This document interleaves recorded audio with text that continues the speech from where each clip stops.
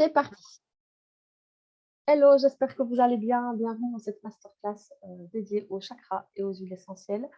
Je suis très heureuse et enthousiaste à l'idée de partager ceci parce que du coup, euh, c'est vraiment un thème qui m'anime. J'espère que vous allez le ressentir cette énergie. Et j'ai pris beaucoup de plaisir à travailler l'écriture de cette masterclass et de la formation aroma, donc la formation aroma énergétique et vibratoire, qui aura lieu le 22 mars. Vous pouvez aussi vous inscrire si vous faites le choix d'aller plus loin après la masterclass. Donc, ce qu'on va voir aujourd'hui, c'est que tout est vibration. C'est-à-dire que naturellement, notre corps est fait de cellules qui interagissent avec l'énergie de tout ce qui nous entoure, notre environnement, des cailloux, des pierres, la résonance des pierres, la résonance des huiles, l'énergie des autres. Donc, ce sont effectivement toutes des vibrations qui interagissent.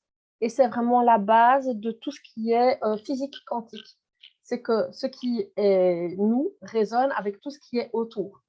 Et tout ce que nous envoyons dans l'univers va résonner, que ce soit en termes qu'on a des petites ondes pas très positives comme ça, qu'on râle, qu'on a un qu'on n'a pas de sourire, qu'on est vraiment fermé de l'intérieur, etc., on va attirer des gens qui tirent la tronche aussi. Donc, du coup, c'est sûr que ça a vraiment cette importance-là, mais également surtout ce qu'on reçoit. Parce que comme cette vibration pas très positive s'étend à l'infini, hein, on voit les ondes, les fréquences d'ondes sonores, par exemple, sur l'eau. Une eau très calme, comme ça, on peut le faire à la mesure d'un verre d'eau, mais on pourrait vraiment le faire à la mesure d'un lac, par exemple, où il n'y a pas de courant. C'est vraiment très impressionnant. Et je vous invite vraiment à aller voir les recherches de ce professeur japonais sur l'énergie de l'eau avec la technique de l'eau et du riz. Je ne vous raconte pas ça ici, mais vous irez voir, c'est assez connu, ça tourne sur Facebook, etc. et sur YouTube. Et qu'est-ce que je voulais vous dire d'autre Oui, il y a plein de... Enfin, moi, j'ai encore vu il n'y a pas longtemps des vibrations musicales qui font que le sable qui est mis en vrac sur une table forme des mandalas. C'est juste merveilleux. Bon, vous savez à quel point les mandalas sont importants dans ma vie. Je les dessine, c'est mon logo, je les porte, je les tatoué à 2 endroits sur mon corps. Les mandalas, c'est vraiment le symbole de ma spiritualité et de ce signe d'énergie. Donc, voilà, je suis contente de partager ça avec vous aujourd'hui. Donc, on a une fréquence et c'est très important de travailler à faire augmenter notre fréquence, ce qu'on appelle notre taux vibratoire. Le taux vibratoire, ça peut se calculer très aisément avec notamment un pendule et une planche. Et donc, je vous montrerai ça tout à l'heure. Je vais préparer les petits pendules, les petits bébés sont là aujourd'hui. On verra lequel a envie de travailler avec nous. Hop, les voici. Donc, si c'est des choses que vous ne connaissez pas, sachez que dans la formation, je vais vous initier au pendule et à tout ce que vous pouvez apprendre de merveilleux avec ce merveilleux outil qui est le prolongement de notre intuition. Plus on se fait confiance et plus on va pouvoir développer nos capacités. On a tous des dons, souvent cachés, souvent ignorés, souvent tus. Et je pense que je suis vraiment venue m'incarner sur cette terre pour expliquer aux gens à quel point ils sont puissants et à quel point ils peuvent développer toutes ces capacités. Donc voilà, et puis plein d'autres se sont incarnés sur cette terre avec ce rôle-là et cette mission-là, et donc c'est juste fantastique. Il faut juste donc comprendre que nos vibrations ont un impact sur la fréquence de la Terre. Les vibrations des autres ont un impact sur notre propre fréquence, d'où l'intérêt de très bien s'entourer.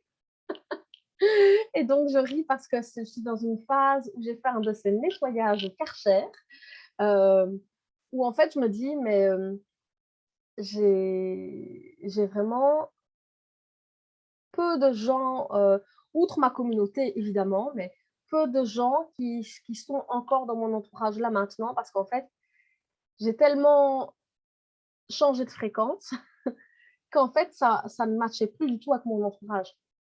Quand je dis entourage, c'est des amis de 20 ans, etc. Le fossé s'est creusé, mais beaucoup trop fort. Donc, du coup, soyez aussi attentifs à tout ça. Il y a des gens avec lesquels maintenant c'est lourd de faire des choses. On a aussi des actions qui ne sont plus alignées avec qui nous sommes aujourd'hui. On continue d'aller voir Tata Chantal, qui était l'ex-femme du, du frère, de l'ex-beau-père, et on continue d'aller se faire chier le dimanche, alors qu'en fait, il n'y a plus aucune raison d'être, on a conservé l'habitude. Donc, on a aussi des tâches qui sont désalignées, des relations qui sont désalignées. Et donc, ça ne nécessite pas d'abandonner les gens et de s'abandonner soi-même pour être totalement isolé, mais ça travaille surtout l'élévation de notre vibration.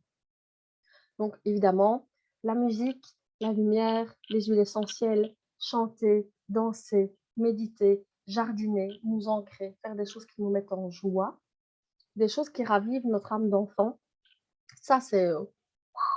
moi, pour le moment, j'écoute de la musique à fond la caisse, en voiture, en cuisinant, etc. Et je chante. Et voilà.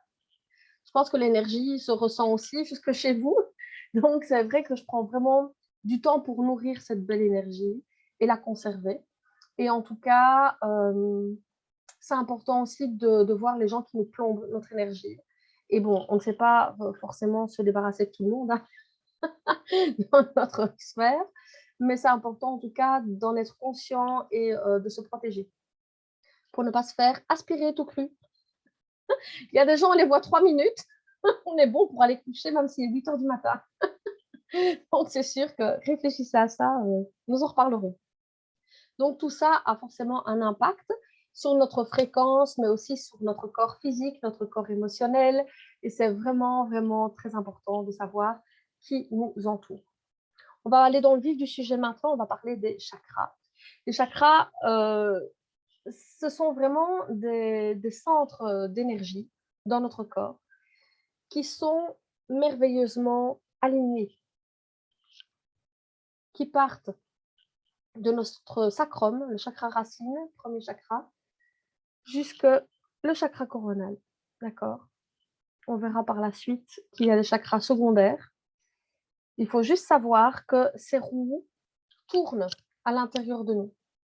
Et dès qu'il se passe des choses qui sont mal vécues au niveau émotionnel, je vais prendre l'exemple d'un énorme stress court, mais intense, ou alors une énergie, je veux dire, une émotion pernicieuse, comme de la frustration, de la rancœur, de la colère, des choses qui sont là au quotidien, qui se sont installées et qui sont là depuis un certain temps, ça amène des blocages énergétiques, ce qu'on appelle des stagnations.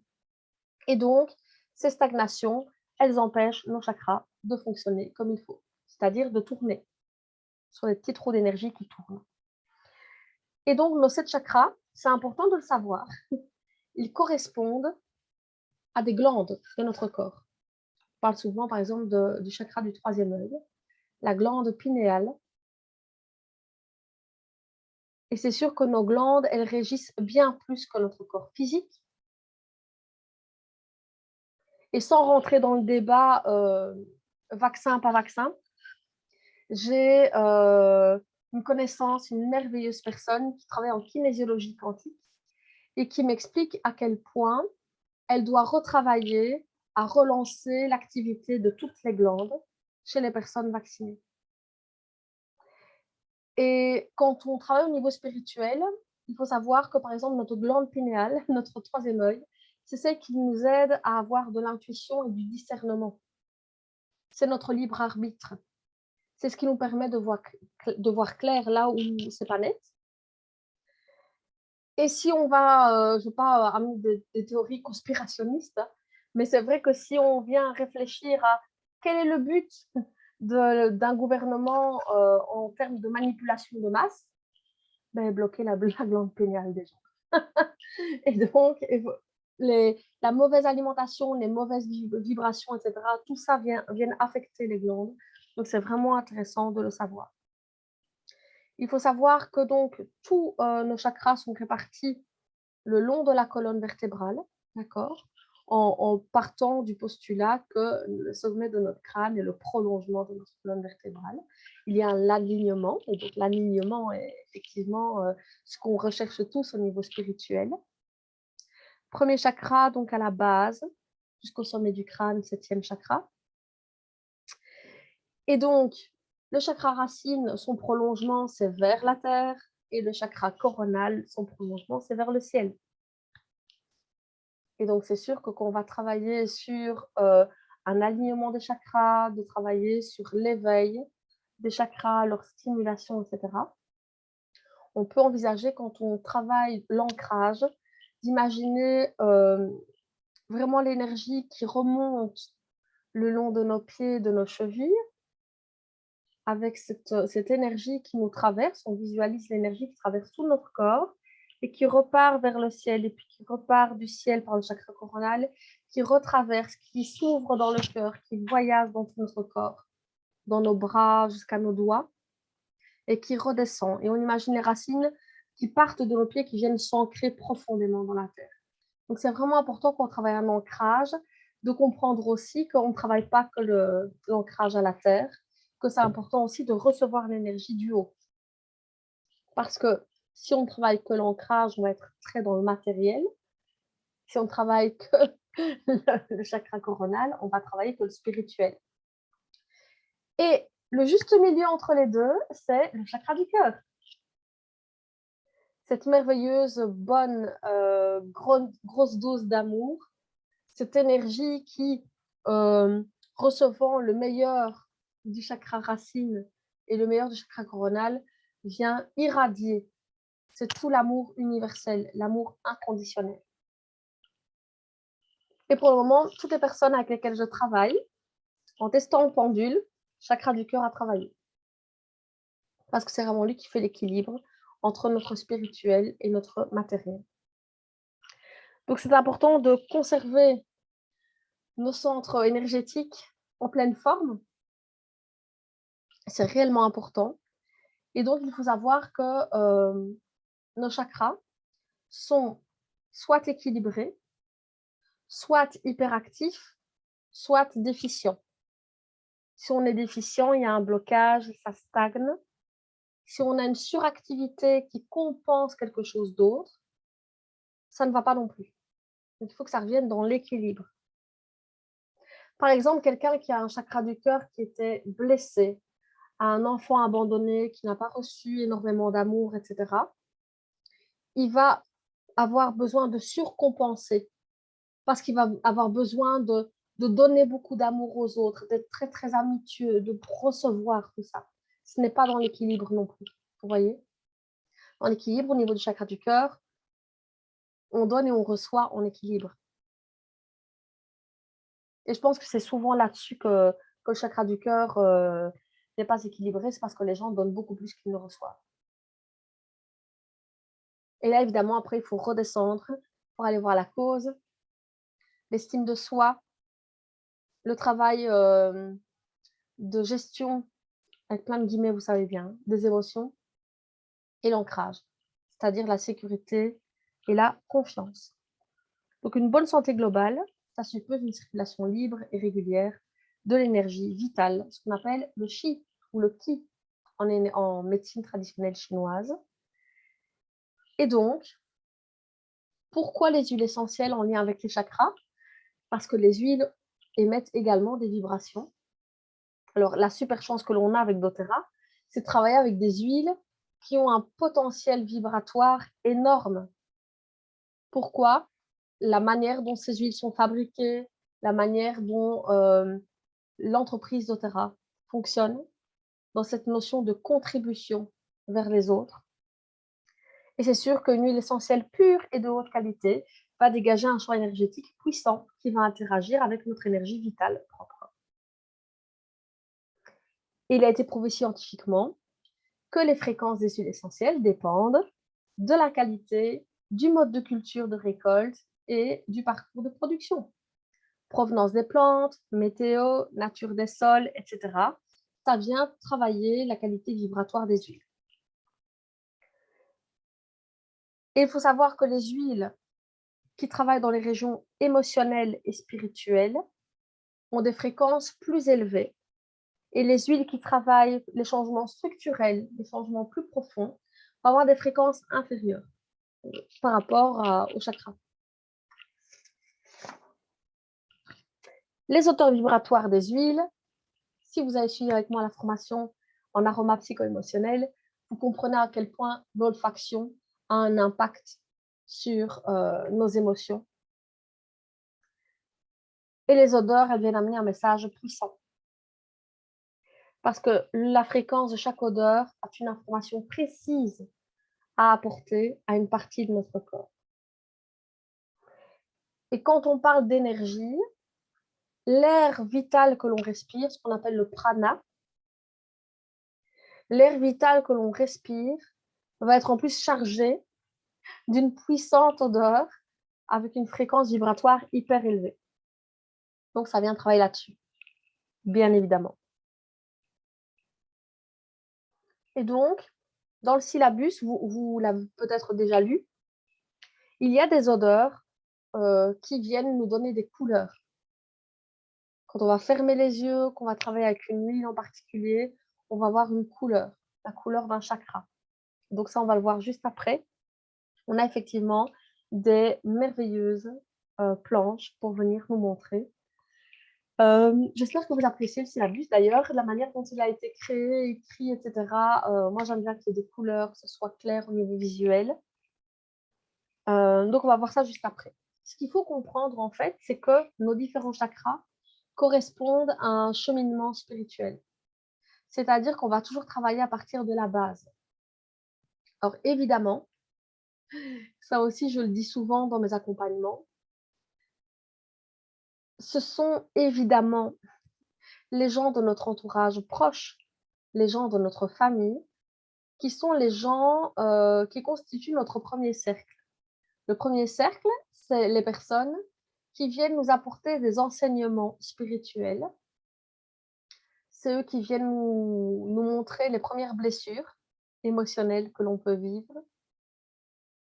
Et c'est très difficile pour nous, en tant qu'enfants, adolescents et adultes, j'ai envie de dire jeunes adultes, pas encore matures, je vais vous expliquer un petit peu ça après. C'est dur en fait de travailler avec nos parents parce qu'on a de la loyauté et ils constituent une forme d'autorité. Donc c'est très compliqué de travailler ce premier cercle. Souvent quand on grandit de l'intérieur, hein, on grandit physiquement, mais quand on grandit, on arrive à une forme de maturité. Et la maturité émotionnelle, spirituelle, pour moi, elle vient bien au-delà de l'âge de 25 ans. Elle vient bien malheureusement souvent correspondre avec le décès de nos parents. Ou avec, par exemple, vers l'âge de 40 ans, la volonté de régler des problèmes que l'on a avec son entourage, des blessures qu'on a envie de les nettoyer, des choses qu'on a besoin d'aller libérer. Et donc, c'est sûr que c'est à ce moment-là qu'on peut être pleinement mature. Pourquoi? Parce qu'on va travailler ce qui nous manque le plus, une source illimitée d'amour, de sécurité, de chaleur maternelle, d'estime de soi, de reconnaissance, de validation, de confiance. Et tout ça, ce sont les choses qui nous sont transmises par le père et la mère. Le père apporte l'estime de soi, la reconnaissance, la validation. La mère va apporter la sécurité, la chaleur, la confiance. Et donc, quand on a un rapport biaisé ou une mauvaise expérience parentale, on ne reçoit pas ça. Et toute sa vie, on essaie de le combler. Ça vient amener, sans entrer dans le débat parce que ce n'est pas le thème d'aujourd'hui, mais je me sens voilà, de vous livrer ça aujourd'hui. On va essayer de combler. La compensation par la nourriture, par des relations one-shot, par la dépendance affective, pardon. Donc voilà, tout ça, on essaie de le combler. Donc du coup, vous comprenez que la toute première base que l'on a travaillée, c'est notre chakra racine. notre chakra racine, c'est la sécurité, la confiance, oser avancer sans peur. Et c'est la mère qui nous donne ça. Déjà, c'est vraiment l'époque de la gestation, on va dire comme ça. À partir de la contraception, pendant la grossesse, on va déjà nouer, tisser un lien avec notre mère. Et c'est sûr qu'il y a déjà une coupure quand il y a une naissance par césarienne, quand il y a pas d'allaitement ou des choses comme ça, ou pas beaucoup. Donc c'est sûr que c'est vraiment des choses intéressantes à travailler, le projet-sens, la psychogénéalogie, etc. Vous savez que j'en parle beaucoup parce que c'est un truc qui me passionne, d'aller réfléchir aux conditions de notre naissance et l'impact que ça a sur nous. Et comme je dis toujours, ça nous a conditionnés jusqu'à aujourd'hui, mais on peut choisir d'arrêter de s'identifier à ça. Et je pense que quand on fait ça déjà, qu'on a cette notion de maturité, de dire, OK, c'est mon passé, mais aujourd'hui, je décide de faire autrement. Aujourd'hui, je décide de me donner la reconnaissance, la validation, l'amour, la sécurité que je mérite. Je remplis mon propre réservoir d'amour. À ce moment-là, on devient vraiment dans sa pleine puissance, autonome, etc. Et on devient mature. C'est aussi pouvoir venir se materner soi-même. On appelle ça l'autoparentage.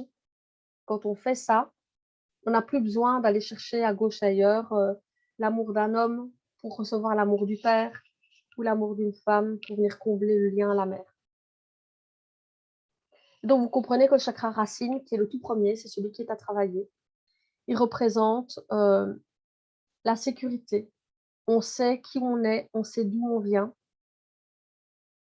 On connaît vos valeurs, on s'est construit sur ces valeurs et on s'est débarrassé de ce qui ne nous correspondait plus. Alors, il y a des gens qui vont me dire, mais moi, ce truc-là, je ne l'ai pas encore. Mais c'est la base à travailler, peu importe l'âge.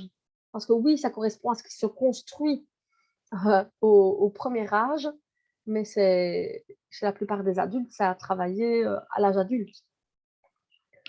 Donc le chakra racine, première chose à travailler.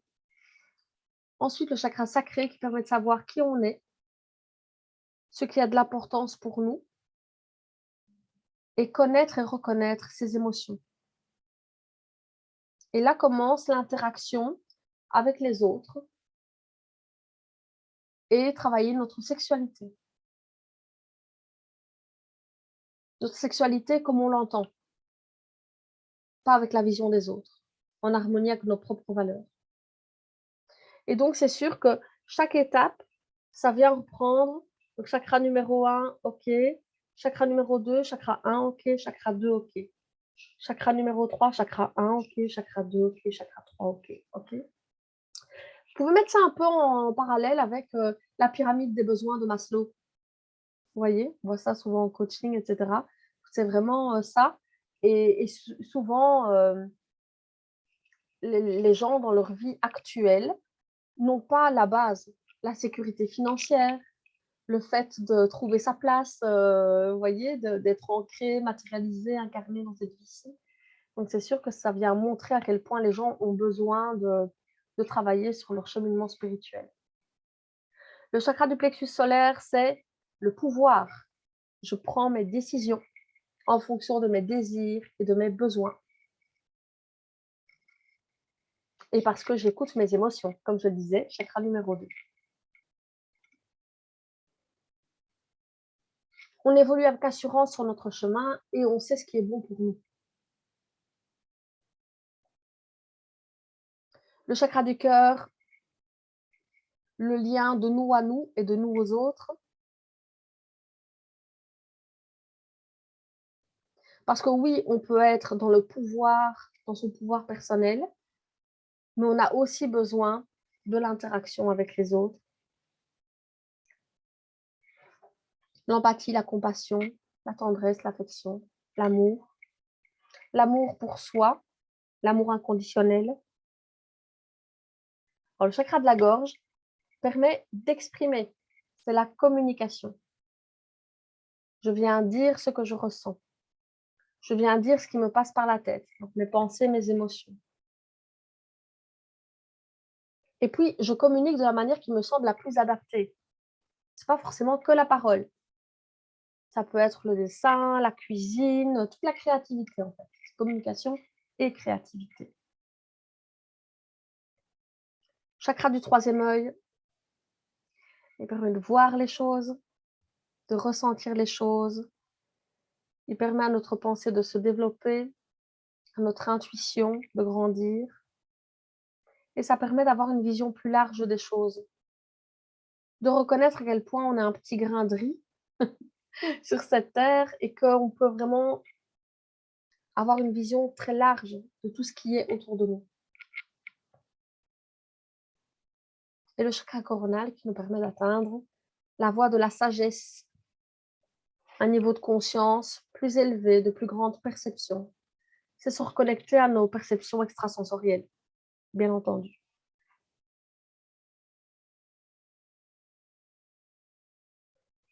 Et au-delà de ça, 50 cm au-dessus de la tête, nous avons le 8e chakra, le chakra de l'âme, qui vient apporter protection contre les influences nocives et négatives de notre environnement, le filtre des mauvaises énergies. Il vient activer encore plus les capacités spirituelles, voyance, les rêves, décorporation, les dons de guérison, télépathie, etc. Il contient la connaissance de tout ce que nous avons appris dans toutes nos précédentes incarnations. Et ça, c'est puissant, parce que c'est tout le savoir universel. J'ai une connaissance, elle a un petit bébé d'1 mois.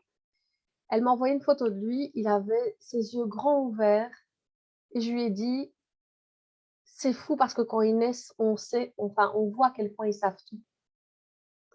Ils savent tout, ils ont vraiment tout le savoir universel dans leur regard. C'est tellement merveilleux. Puis avec le temps, on se conditionne, on se fait petit, on cherche à la validation, on cherche à être aimé, on cherche à plaire et on se perd un peu beaucoup, hein, je vous avoue. Donc le 8e chakra, c'est le tunnel de lumière blanche dans les expériences de mort imminente, les EMI. Et il nous permet de nous libérer des expériences du passé, à nettoyer notre karma. Il correspond à la mémoire des vies antérieures auxquelles on accède par les annales akashiques, que vous connaissez. Ça, on va dire, l'enseignement principal, fondamental, nous apprend qu'il y a 7 chakras. Aujourd'hui, je vous ai appris l'existence du 8e chakra, probablement. Et puis, entre le chakra du cœur et le chakra du plexus solaire, il y a le chakra pistache, ou aussi appelé le chakra pomme, qui travaille intégration, acceptation et régulation des émotions. Digérer les émotions. Et là, tout le monde me dit, mais pourquoi on ne le sait pas? Digérer les émotions, on en a tellement besoin. Mais entre le chakra du cœur et le chakra de la gorge, le chakra turquoise, la communication non verbale, l'écoute d'autrui et l'ouverture émotionnelle, c'est-à-dire accueillir nos émotions et celles des autres.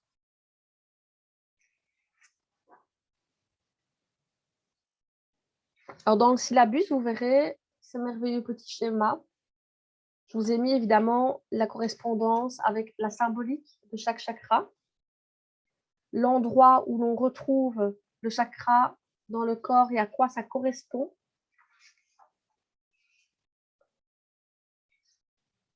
Vous avez aussi une planche où on voit les besoins qui sont en lien avec ces chakras et les huiles essentielles. Donc là, déjà, vous avez une vision claire. Pour le chakra racine, ce qui vient nous ancrer. Donc pour ceux qui sont avec moi dans les mentorats, dans les accompagnements, etc., vous savez à quel point j'adore le patchouli, qui vient travailler vraiment cette merveilleuse énergie de matérialisation, rapport avec le corps physique, être là dans notre incarnation. Et puis, il y a aussi évidemment le bois de cèdre, le vétiver, la myrrhe, qui sont des huiles où on va vraiment travailler nos racines. Myrrhe, c'est l'huile qui vient travailler le rapport à votre maman. Tout le monde de la myrrhe, tout le monde de la myrrhe en perfusion. Au niveau du chakra sacré, ylang ylang, l'huile merveilleuse, l'huile du chakra sacré qui correspond à l'élément eau, qui est donc un chakra qui correspond à une énergie yin, une énergie féminine, le bassin de nos émotions, de notre féminité, de notre créativité. Et donc, ylang ylang, c'est sûr. C'est aussi reconnexion à l'enfant intérieur, ylang ylang. La lavande, l'orange, la sauce clarée, qui est une huile aussi qui vient travailler notre yin.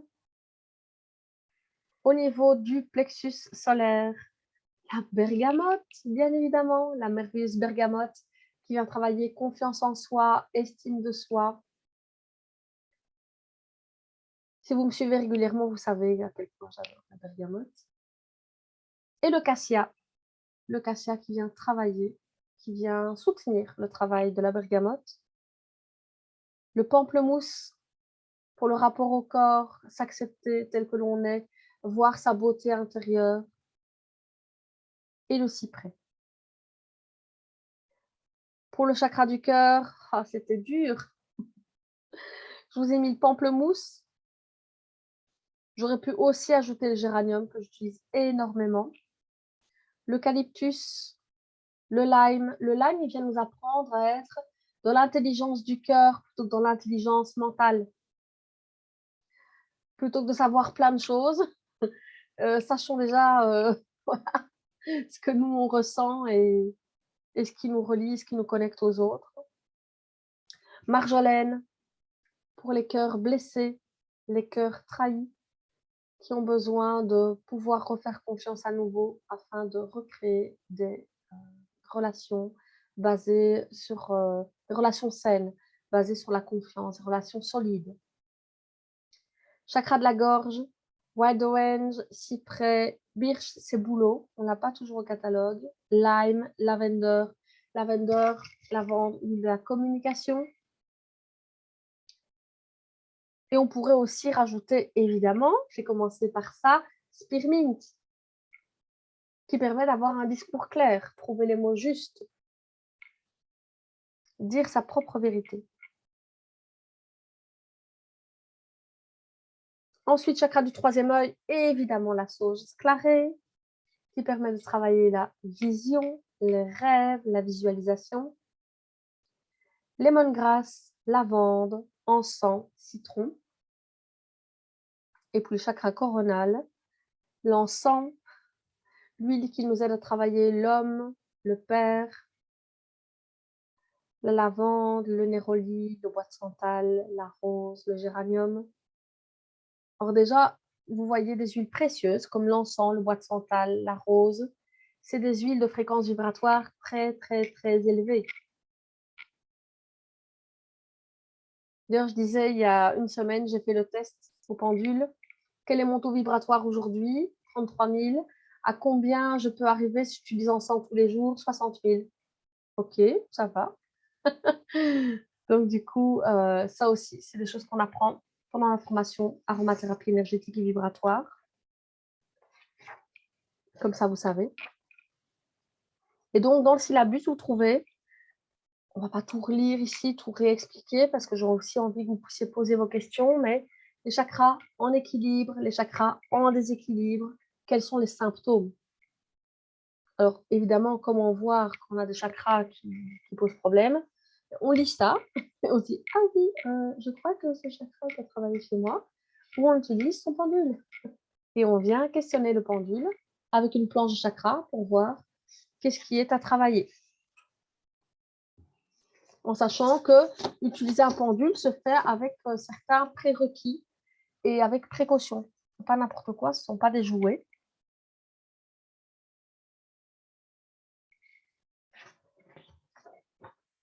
Je regarde pour ne pas oublier de vous dire des choses importantes. Et donc, en termes de chakras, on a parlé des huiles simples et évidemment les synergies. Et donc, les synergies, kit émotion plus ensemble. C'est-à-dire que votre chakra racine, vous allez travailler avec le passion. Votre chakra sacré avec motivate. Le plexus solaire avec cheer. Chakra du cœur avec forgive. Le chakra de la gorge avec peace. Le chakra coronal avec console. Non, troisième œil, pardon, avec console et chakra coronal avec ensemble. Et chaque synergie vient travailler tout ce qu'on vient de dire sur les chakras. On peut les utiliser au niveau vibratoire, c'est-à-dire posé à l'endroit où on veut travailler. On peut aussi travailler en mettant une bouteille dans sa poche. Moi, je dis la bouteille de Forgive, je la coince dans mon soutien-gorge. Quand je rumine, là, je l'ai un peu aux fesses parce que on m'a emmerdé. Et chakra racine, moi, j'utilise sur le pubis ou alors vraiment au niveau du sacrum, sur le coccyx donc. On peut le porter dans la poche du pantalon. Moi, j'ai jamais de poche. Chakra sacré, motivate, une goutte sous le nombril ou se frotter le bas du dos. Plutôt le matin, c'est énergisant. Faites pas ça le soir, sinon vous allez grimper au rideau. Et n'oubliez pas que dans le motivate, il y a des huiles photosensibles. Donc faites pas ça avant d'aller à la plage. Chakra du plexus solaire, le cheer, sur le milieu du diaphragme et sur le milieu du dos. C'est sûr, c'est soit que vous avez beaucoup de souplesse dans les bras, soit que vous vous faites aider. Aussi des huiles photosensibilisantes dans le cheer. Dans le chakra du cœur aussi, photosensibilisant, une goutte, soit sur le cœur, soit entre les omoplates. Chakra de la gorge, peace, ici ou sur la nuque. Moi, ça m'arrive quand j'ai une grosse panique ou quoi que ce soit, que j'ai une grosse peur. Je viens ici frotter. Une ou deux gouttes de peace, je viens frotter toute ma gorge, ça m'apaise en 5 minutes. Chakra du troisième œil, ici ou derrière le crâne. Au niveau du chakra coronal, hop, l'encens qui correspond au chakra coronal. Une goutte sur le sommet du crâne. Et on peut aussi travailler la plante des pieds. Le sommet du crâne et la plante des pieds, c'est deux endroits extrêmement réceptifs pour travailler tout le corps. Donc, sachant que l'encens est anti-inflammatoire, vous savez comment l'utiliser avec parcimonie. Alors, c'est important de s'écouter. On en parle souvent dans l'aromathérapie psycho-émotionnelle qu'on a des répulsions par rapport à certaines odeurs. C'est important d'y aller progressivement, de ne pas se forcer, et de comprendre pourquoi on n'arrive pas à travailler cette odeur. Souvent, j'ai des gens qui me disent oh, moi, l'odeur de vanille, je ne la supporte pas. Et en fait, je vais vous dire, c'est qu'il y a un truc à régler avec votre maman si vous ne supportez pas la vanille. Donc, du coup, c'est sûr que ça donne de précieuses indications. Donc, on peut vraiment y aller progressivement. Donc, dans le syllabus, vous avez aussi des infos pour pouvoir choisir une huile. Et je vous ai mis aussi en dernière page du syllabus des rituels. Prendre un bain aromatique, inhaler un flacon, utiliser quelques gouttes, se faire un sérum ou quoi que ce soit. Vous avez les différents modes d'utilisation. D'accord? Un bain aromatique, une ou deux gouttes d'huile essentielle dans un peu d'huile. Vous mélangez, vous brassez et puis vous allez dans le bain. Mettez pas de l'origan dans votre bain, hein, parce que vous allez piler. Regardez évidemment des huiles dites dermocaustiques ou en tout cas à utiliser avec attention pour les peaux sensibles, etc.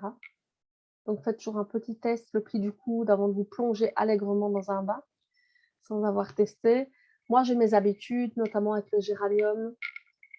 Alors, moi, j'adore beaucoup Adaptive. J'adore Balance. Balance dans le bain, c'est la totale. Et donc, je combine ça généralement, le bain et une diffusion. J'ai un diffuseur dans chaque pièce de la maison, donc j'en ai aussi un dans la salle de bain. Donc, c'est effectivement très agréable.